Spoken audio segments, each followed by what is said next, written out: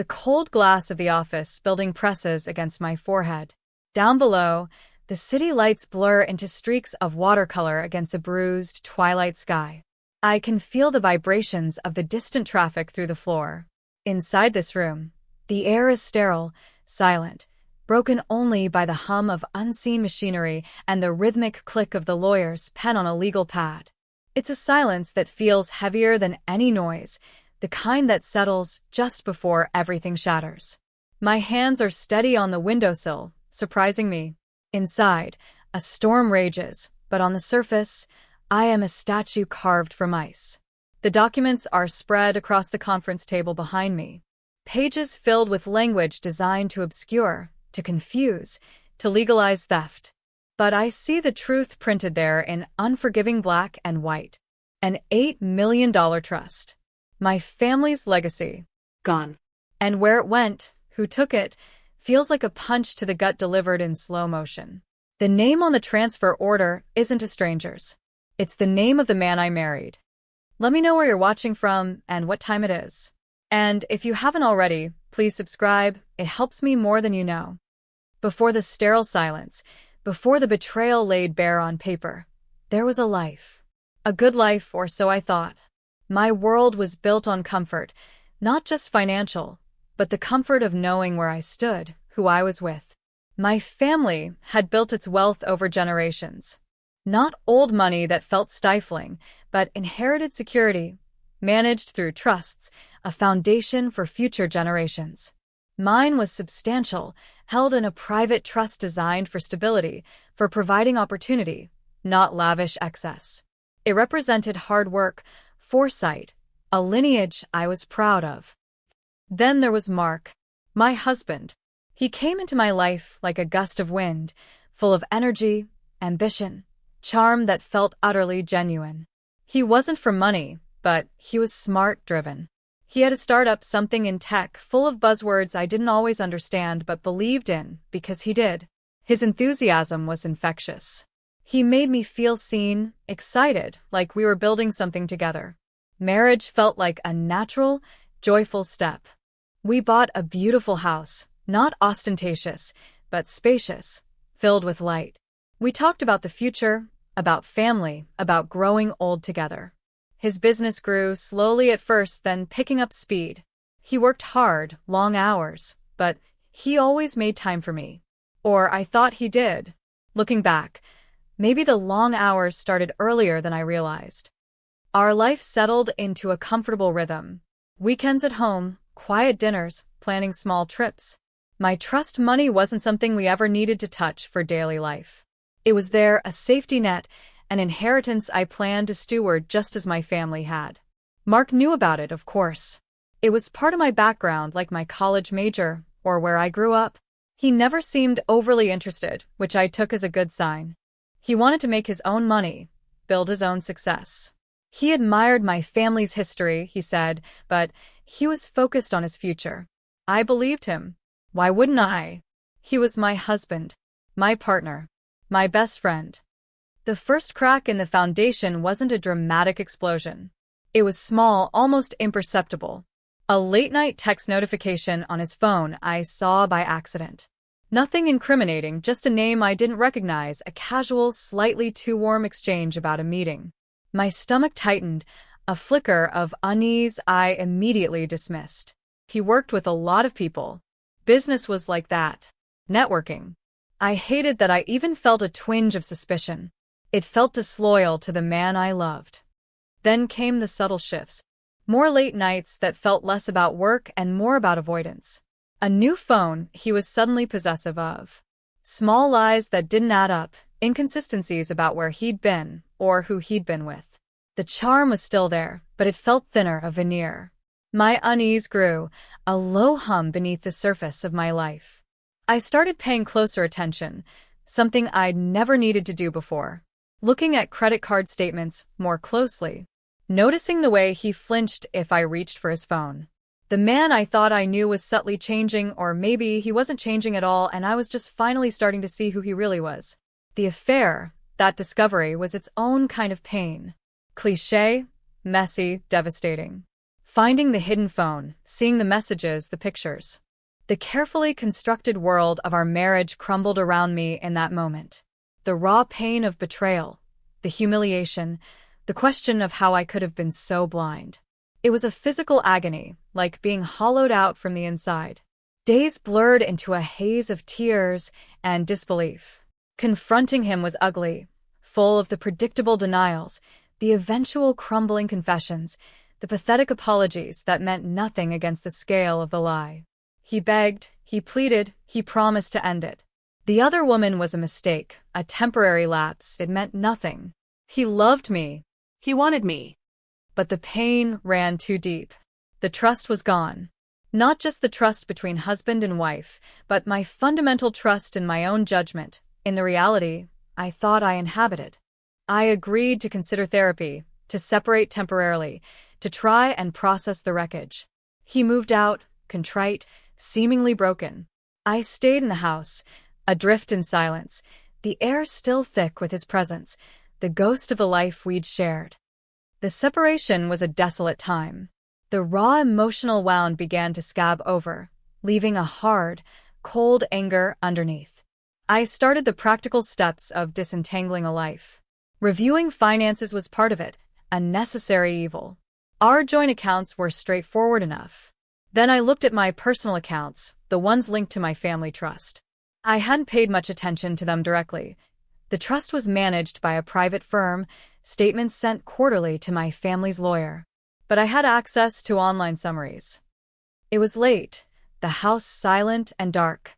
The computer screen glowed, illuminating the dust motes dancing in the air. I logged in, navigating through familiar menus. And then I saw it.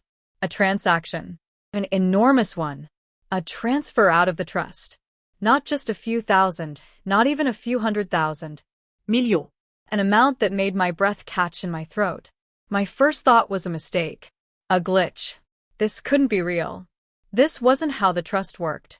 It was designed to be conservative, carefully managed, releasing funds only under specific, limited conditions, usually related to defined needs or long-term investments approved by the trustees. I clicked, my fingers trembling, pulling up the details. The date was recent. The recipient was a me. It wasn't a designated family purpose. The description was vague, coded. My blood ran cold. My mind scrambled for an explanation. Did the trustees approve something? A massive investment I wasn't informed of? It seemed impossible. I spent the rest of the night digging. I pulled up every statement, every transaction record I could access. I cross-referenced dates, amounts. I saw the pattern emerging, slow and horrifying. Multiple large transfers over the past year, draining the trust steadily. Each one disguised, buried in layers of financial jargon and numbered accounts. This wasn't a mistake. This was calculated. Deliberate. The pit in my stomach wasn't just about the money, the staggering loss of my family's legacy. It was the dawning horror that the affair, the lies, the man I thought I knew, it was all intertwined with this. The charming, ambitious husband hadn't just cheated. He had stolen. From me. From my family. Using the very foundation of security I brought into the marriage. I didn't sleep. The sun rose, painting the sky in bruised purples and grays that matched my soul. I called my family's lawyer first thing. He was old, a man who had handled my grandfather's affairs, steady and sharp. His voice on the phone was calm, but I could hear the shift, the sudden focus, as I explained what I'd found. He promised to investigate immediately, accessing the full trust records. The hours that followed were excruciating. Waiting. Pacing the silent house. The pain of the affair was still raw, but it was being swiftly overshadowed by a cold, hard realization. This wasn't just personal betrayal. This was criminal. The lawyer called back late that afternoon. His voice was grave. The transfers were real. They were initiated through channels that required my authorization, or someone with access to my accounts and potentially forged documents or leveraged access. He had traced the initial movements of the funds. They didn't go into Mark's business. They went into a series of shell accounts, then quickly dispersed. Some of it went to overseas accounts, vanishing into the global financial ether. But a significant portion, the largest chunk, could be traced to pay off debts. Specifically, real estate debts. Mortgage payoffs. On properties I didn't own. Properties Mark didn't own. Properties owned by the other woman. The name on the transfer documents, the coded descriptions, the payoff amounts matching properties I quickly looked up online using the addresses the lawyer provided. It all clicked into place with sickening finality. He hadn't just had an affair.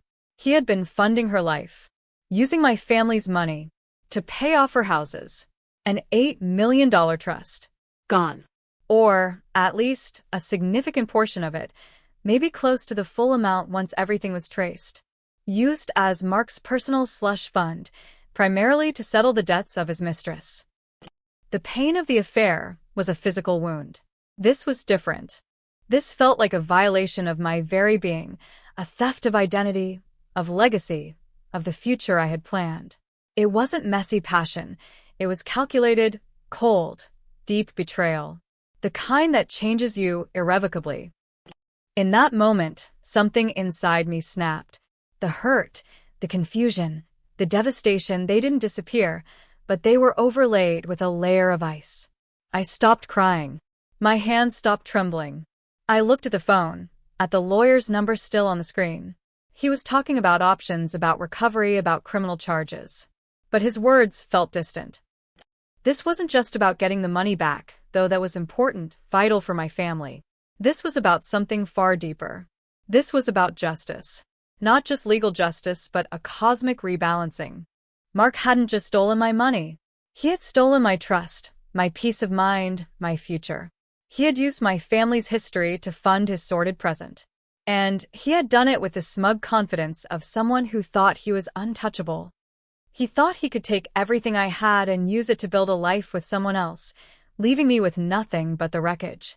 He thought I would be too broken by the affair, too naive about the money, too emotionally devastated to fight back effectively. He was wrong. The midpoint shift wasn't a single event. It was the hardening of my heart. The transition from victim to combatant. The tears dried up, replaced by a cold fire in my gut. I looked at my reflection in the dark window glass. I didn't see the heartbroken wife anymore. I saw someone sharper, colder, with eyes that had seen the ugliest side of human nature and hadn't flinched away. My family lawyer was excellent, but I knew immediately this required a different kind of expertise. Financial fraud, corporate law, tracing assets. I needed people who specialized in dismantling empires, even small ones built on lies. I hired a team. A sharp, no-nonsense forensic accountant who had a reputation for finding money hidden anywhere. A corporate lawyer known for aggressive litigation and asset seizure. And a private investigator, quiet and thorough, to build a timeline of Mark's movements, his relationship with the mistress, and any other hidden aspects of his life and business. I didn't confront Mark about the trust. Not yet. I let him continue believing I was the heartbroken wife, slowly navigating the separation. He would text occasionally, asking how I was, if I was okay, maintaining the pretense of concern. I responded politely, distantly. Each text felt like a fresh insult. Knowing what I knew, the lies were so casual, so deeply ingrained. It fueled the ice in my veins. The investigation moved in secret. The accountant pored over Mark's business records, his personal accounts, cross-referencing everything with the trust transactions. The lawyer built the legal framework, identifying potential points of leverage. The PI followed the mistress, identifying her assets, her lifestyle, her connection to Mark's business, if any. The challenges mounted. Tracing the money trail was complex. The shell companies were registered offshore. Some funds were indeed gone, sunk into things difficult to recover. Mark was clever. He hadn't just written a check from the trust directly to the mistress. There were layers. Loans that were repaid, investments that were suddenly flush with cash, businesses that saw unexpected windfalls. My money laundered and repurposed. Mark, meanwhile, seemed to be thriving. Without the drain of the mistress's debts, perhaps, or maybe flush with stolen funds, his business seemed to be doing well. He talked about expansion, new deals. He was confident, arrogant even. He had stolen millions, seemingly gotten away with it, and was now building a bigger future on the ruins of my past.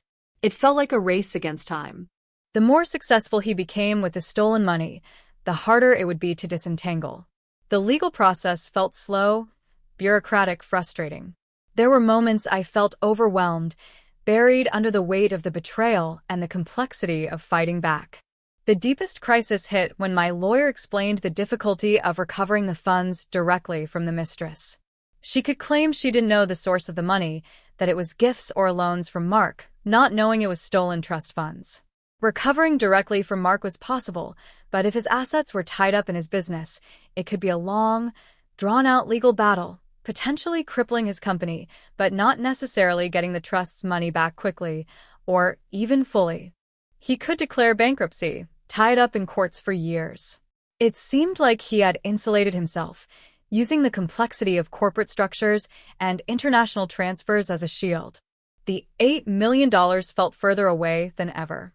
My family's legacy dissipated like smoke. I sat in the lawyer's office, the sterile air once again feeling heavy. The reports from the accountant and the PI lay before me, thick dossiers filled with damning information, but no clear, easy path to recovery. The mistress lived a comfortable life in the houses paid for with my money. Mark built his future on my family's foundation, and I was left with legal bills and a hollow ache. All the fight seemed to drain out of me in that moment. It felt hopeless. He had won. Then, the corporate lawyer leaned forward. He hadn't spoken much, letting the others present the findings. He had a quiet intensity about him. "Recovery is one path," he said, his voice low. "Likely necessary for the trust, but perhaps not sufficient for justice." My gaze snapped to his. Justice. The word hung in the air. "Mark's primary asset isn't the money he stole," the lawyer continued. "That's been spent or hidden. His primary asset is his company. It's his identity, his future, his pride." He tapped a file. "We have detailed evidence that a significant portion of the trust funds was laundered through his business accounts, even if not used for direct operating costs. It inflated his balance sheet. It paid off hidden business debts. It gave him capital for expansion. His company's current valuation, its success, is built, in part, on stolen money." He paused, letting that sink in. My money wasn't just gone. It was woven into the fabric of his success. Directly suing him for the $8 million might cripple the company slowly, or lead to bankruptcy. But what if we don't just go after the money? The lawyer's eyes held a sharp glint. What if we go after the company itself? He outlined the plan. A legal strategy targeting his corporate holdings. A lawsuit framed not just as personal theft, but as corporate malfeasance, leveraging the use of tainted funds, potentially alleging complicity or negligence by others in his company, which would force them to turn on him, seeking not just monetary damages, but control. A hostile legal maneuver designed to freeze his assets, seize control of his shares, effectively taking away the very thing he valued most, the thing he had built using my family's money. The goal wasn't just repayment. It was taking the king off his throne. It was audacious. Risky. It would make the fight very public, very ugly.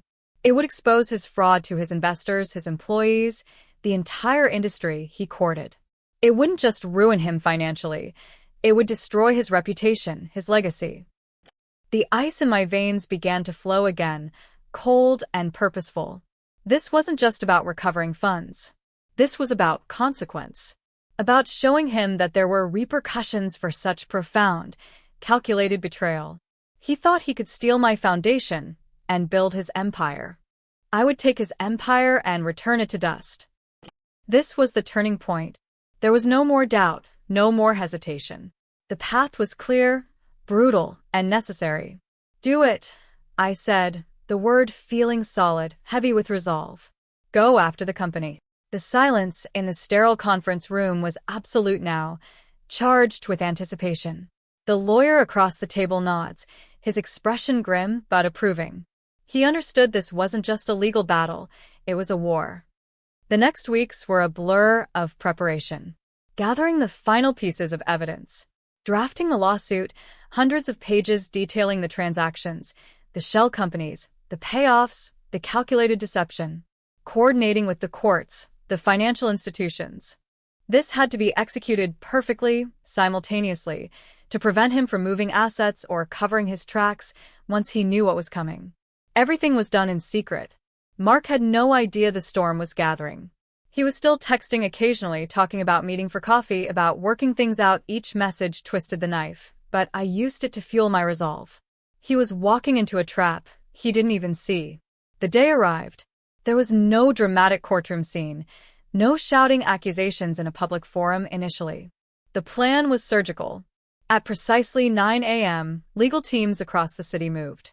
Papers were filed in court. Freezing orders were served on multiple bank accounts linked to Mark and his primary holding companies. Injunctions were delivered to his business offices, notifying him and his key executives of the lawsuit, the allegations, and the immediate freezing of corporate assets pending investigation and further court order. Simultaneously, a detailed complaint was filed, making the allegations public record. I wasn't there when it happened. I was in a small office downtown with my legal team, watching the clock. The air was thick with tension. We had timed everything to the minute. This wasn't about confrontation. It was about checkmate. Delivering the blow before he could react.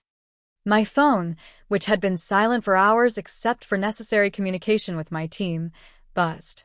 Then again. And again. Texts, calls flooding in. The news was spreading. His business contacts, friends, perhaps even the mistress, seeing the public filings, the news reports starting to hit financial wires. Then, a call from a number I recognized instantly. Mark. I hesitated for a fraction of a second. My lawyer nodded. "Take it," he mouthed. "Let him feel it," I answered. His voice on the other end wasn't the smooth, charming tone I knew, or even the contrite whisper of a few weeks ago. It was raw, sputtering, filled with disbelief and rage. What is this?" he screamed, the sound distorted through the phone. "What have you done? My accounts, everything is frozen. The company, the lawsuit? What the hell is going on?" He hadn't just been notified. The freezing orders had hit. His access to capital, the lifeblood of his business, was severed. His world was grinding to a halt. The public filing meant his fraud was no longer a secret between us. It was a matter of public record, potentially triggering investigations by regulatory bodies. I took a deep breath, the coldness I had cultivated holding firm. My voice was quiet, steady, a stark contrast to his frantic yelling. "You know what this is, Mark," I said. "It's called consequence." "Consequence? For what? A mistake?" $8 million, Mark, I said, each word precise, landing like a stone. "From my family's trust. Used to pay off your mistress's debts. That wasn't a mistake. That was theft. And now, I'm taking back what's mine. Not just the money. Everything you built with it." His screaming escalated. It wasn't just rage now, it was panic. The sound of a man watching his carefully constructed world collapse in real time. He railed against me, calling me vindictive, cruel, crazy. He threatened lawsuits, ruin, exposure. He didn't understand. He still didn't understand. He thought I was supposed to be the heartbroken wife who might demand the money back quietly, maybe settle for a fraction to avoid scandal. He never anticipated I would understand the system well enough, find the right people, and have the icy resolve to target his most precious asset. He had used my foundation to build his empire. I was tearing down his empire brick by brick, using the very rules he thought protected him. He was blindsided. Utterly, completely blindsided. The man who thought he was so clever, so untouchable, was caught in a trap of his own making. I listened to his screaming for a moment longer, the sound hollow and pathetic. There was no satisfaction in it, not really. Just the cold, quiet acknowledgement that the battle was joined. "You should talk to your lawyers, Mark," I finally said, cutting through his noise. "It's out of my hands now. The process has begun." And I hung up. The silence returned to the office, but it was different now. Not tense anticipation, but the stillness after a storm hits. The legal battle would be long, arduous and ugly. But the first, most critical blow had been delivered. He screamed because he finally understood the magnitude of what he had done, and the even greater magnitude of the consequences I was unleashing upon him. He hadn't just lost money. He was losing his life's work, his reputation, everything he valued. The aftermath wasn't a movie ending with triumphant music. It was quiet, exhausting, filled with paperwork and legal strategy sessions. The lawsuits proceeded. The evidence was overwhelming. The freezing orders held. His business, starved of capital and facing public scandal, faltered. Key employees left. Deals collapsed. Investors fled. There was no quick collapse, but a slow, painful dismantling. Mark fought, desperately, but every move he made seemed to entangle him further. The legal system, slow as it was now focused on him, dissecting his actions, his lies. The trust funds? Some were recovered, traced through accounts, and returned. The properties bought for the Mistress became part of the legal proceedings, their status uncertain, tied up in the mess he created. It wasn't a clean return of the $8 million, but a complex, ongoing process of asset recovery and legal judgments against him. Mark was ruined, not just financially but professionally and socially. The industry that once courted him now shunned him. The reputation he cherished was destroyed. He faced potential criminal investigations separate from my civil suit. The Mistress, whose debts were paid with my money, was pulled into the legal mess, her life disrupted by his actions. For me, there was no joy in his destruction, just a profound, bone-deep weariness. The marriage was irrevocably shattered, leaving behind a crater where a life used to be. The trust, while partially or potentially recovered over time, was forever tainted by the betrayal. My perception of the world, of people, was fundamentally altered. The naive girl who believed in charm and ambition was gone, replaced by a woman who saw the potential for darkness in the most familiar places. The coldness I embraced during the fight didn't entirely melt away. It became a part of me, a protective layer. I learned that sometimes the greatest betrayals aren't loud or violent, but quiet, calculated appropriations of what you hold most dear. I learned that justice isn't always about restoration. Sometimes it's about ensuring consequences, even if the cost is high. Standing here now, long after the initial shock, the fight, the legal battles have settled into a grim routine, I look out at the city lights again. They seem less blurred, sharper. I survived. I fought back.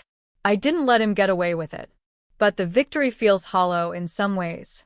You can reclaim money, assets, but you can never truly reclaim the innocent trust that was stolen.